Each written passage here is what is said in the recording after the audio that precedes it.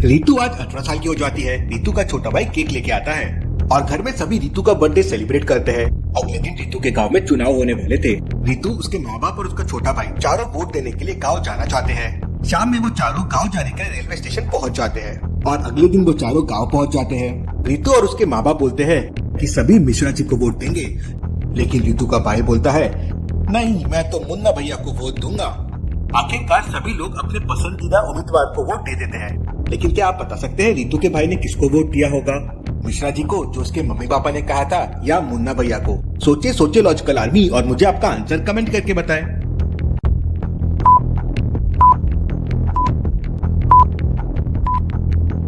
रितु, जो उसकी बड़ी बहन है, वो कल ही 18 साल की हुई थी, लेकिन उसका भाई 18 का नहीं हो सकता, क्योंकि जब बड़ी बहन ही 18 की है तो वो 18 से कम होगा, मतलब वो वोट ही नहीं दे सकता है, मतलब उसने किसी को वोट नहीं दिया था। चलिए अगली पहेली देखते हैं।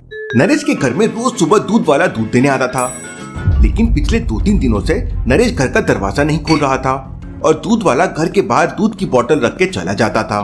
घर के बाहर 3-4 दिनों से अखबार भी पड़े हुए थे, इसलिए एक दिन दूध वाले को डाउट होता है, तो वो खिड़की से अंदर जाके देखता है तो नरेश मर चुका था। दूध वाला तुरंत डिटेक्टिव मेहुल को कॉल कर देता है। डिटेक्टिव मेहुल तुरंत आके सीसीटीवी फुटेजेस चेक करता है तो उसे समझ जाता है कि घर के बाहर रखी दूध की बोतलें चेंज हुई है। लॉजिकल आर्मी, क्या आप इन फुटेजेस को देख के बता सकते हैं मेहुल को ऐसा क्यों लगा कि दूध की बोतल चेंज हुई है? सोचिए।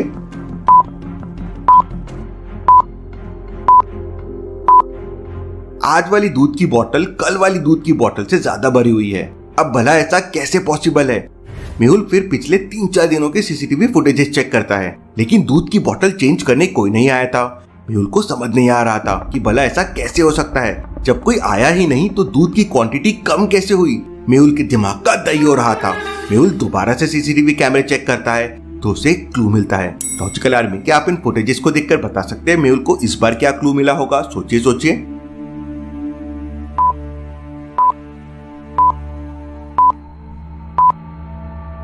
पहले वाले सीसीटीवी फुटेजेस में सामने वाले बगीचे की घास थोड़ी छोटी है, लेकिन दूसरे वाले फुटेज में घास बड़ी हो गई। अब भला रातों रात घास इतनी बड़ी कैसे हो सकती है? मतलब जरूर कोई तो गड़बड़ है। मेहुल आसपास के लोगों से पूछताछ करता है तो पता चलता है कि कल शाम को सामने वाली रोड से एक बड़ी रैली निकली थी, लेकिन सीसीटीवी कैमरे में रैली का कोई नामो निशान नहीं था। मेहुल को सारा गेम समझ आ जाता है।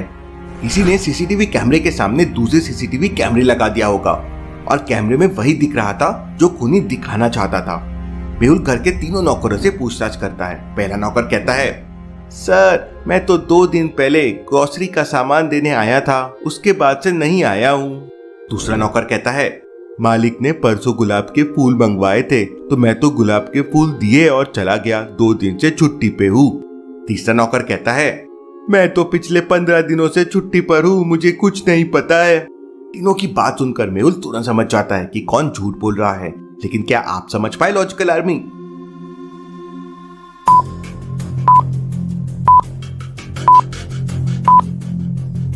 दूसरा वाला नौकर झूठ बोल रहा है। ध्यान से देखिए, घर के सामने वाले बगीचे में इतने सारे गुलाब के फूल लगे हुए हैं, फिर भला नरेश नौकर को गुलाब के फूल लाने के लिए क्यों कहेगा? मतलब ये नौकर झूठ बोल रहा है। मेहुल से पकड़ लेता है। चलिए अगली पहेली देखते हैं। 2 लोग, एक घी वाला और मोची, एक सिक्के के बैग के लिए लड़ रहे थे। केस डिटेक्टिव मेहुल के पास पहुंचता है। दोनों कहते हैं सिक्कों का बैग उनका है।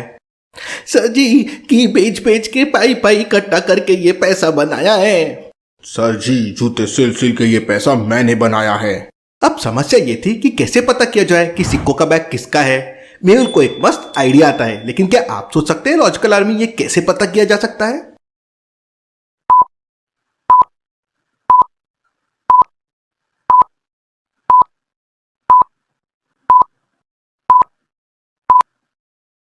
मेहुल ने कॉइन्स को निकालकर पानी में डाल दिया।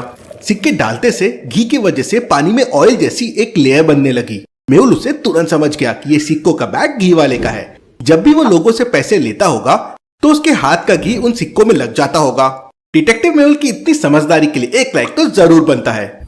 फिर मेहुल के सामने दूसरा केस आता है। इसमें 2 लोग एक डॉग के लिए फाइट कर रहे थे। पहला कहता है कि डॉग मेरा है, दूसरा कहता है कि डॉग मेरा है। अब मेहुल कंफ्यूज हो जाता है कि कैसे पता करे डॉग किसका है।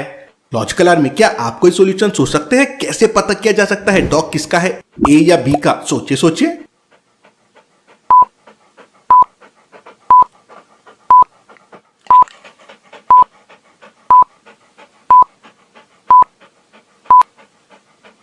मेहुल दोनों आदमियों को एक एक बिस्किट दे देता है और डॉग को छोड़ देता है।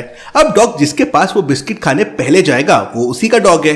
डॉग बी वाले के पास चला जाता है। अगर आपके पास कोई बेटर सॉल्यूशन है तो मुझे कमेंट में बताओ। फिर मेहुल के पास तीसरा केस आता है। इसमें एक बच्चा दिन भर अपना अंगूठा मुंह में चूसता रहता है। उसकी माँ बड़ी परेशान थी कि बच्चे का क्या किया जाए। मेहुल उसे एक मस्त आइडिया देता है। क्या आप कोई आइडिया यहाँ मेहुल को दे सकते हैं? सोचिए सोचिए।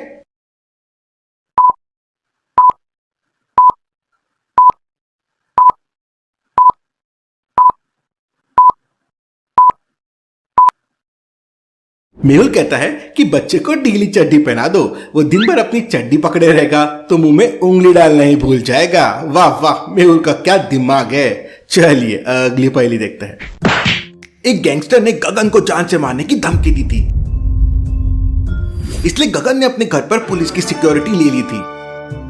लेकिन 1 महीने तक कुछ नहीं हुआ। एक दिन अचानक 4-5 गुंडे गगन के घर पे आ जाते हैं और गगन को गोली मारकर चले जाते हैं। गगन के घर के बाहर पुलिस की कार खड़ी हुई थी, लेकिन फिर भी गुंडे गगन को मारकर चले गए और पुलिस ने कुछ नहीं किया। लॉजिकल आर्मी, क्या आप बता सकते हैं पुलिस ने गुंडों को क्यों नहीं रोका? सोचिए सोचिए।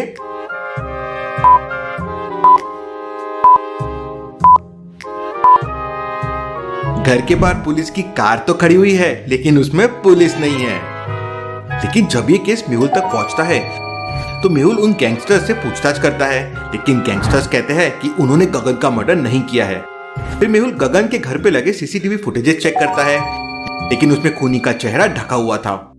मेहुल को शहर के 3 गैंगस्टर्स पे डाउट आता है और वो तीनों को पूछताछ करने के लिए बुलाता है। लॉजिकल आर्मी, क्या आप तीनों को देख के बता सकते हैं कौन से गैंगस्टर ने गगन का मर्डर किया होगा? सोचिए सोचिए।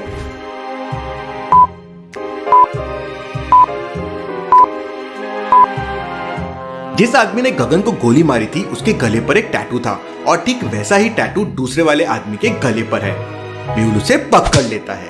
Detective Mehul rocks. चलिए अगली पहेली देखते हैं। सुबह सुबह एक पेंटर की अचानक मौत हो जाती है। केस की छानबीन करने के लिए डिटेक्टिव मेहुल पेंटर के घर पहुंच जाता है। पेंटर के हाथ में एक पेंटिंग थी।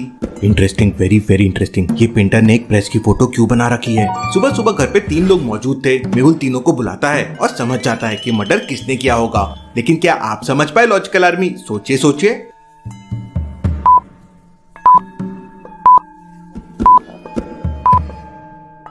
पेंटर के हाथ में जो पेंटिंग है उसमें एक आयरन प्रेस बनी हुई है और दूसरे वाले आदमी के टी शर्ट में भी आयरन मैन बना हुआ है। इसका मतलब उस पेंटर ने एक हिंट छोड़ दिया था जिससे समझ जाए कि उसका खून किसने किया है। मेहुल तुरंत उसे पकड़ लेता है। चलिए अगली पहेली देखते हैं। सचिन अपने दोस्त अन्नू के साथ एक रेस्टोरेंट में खाना खाने जाता है, लेकिन तभी अचानक रेस्टोरेंट में लाइट चली जाती है और कोई अन्नू का नेकलेस गले से निकाल लेता है।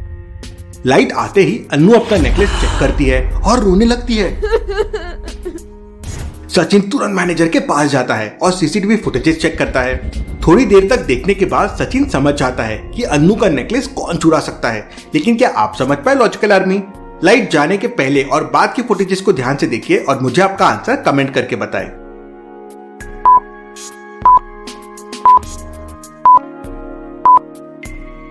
दूसरे वाले वेटर को ध्यान से देखिए।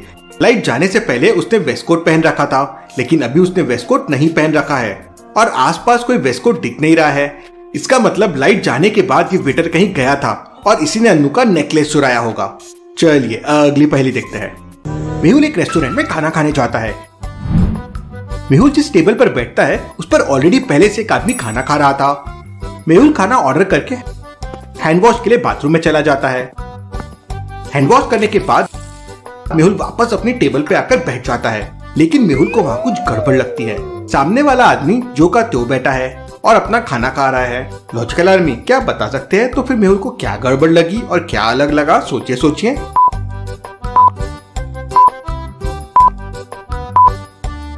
ध्यान से देखिए। जब मेहुल हैंड वॉश करने गया था तब उसकी टेबल वाले आदमी की थाली कुछ अलग थी। पहले पनीर वाली सब्जी थाली के लेफ्ट में रखी हुई थी, लेकिन वो सब्जी अभी राइट में रखी हुई है। मेहुल के इतने हाई फाई डिटेक्टिव माइंड के लिए वीडियो को एक लाइक तो जरूर बनता है। चलिए अगली पहेली देखते हैं।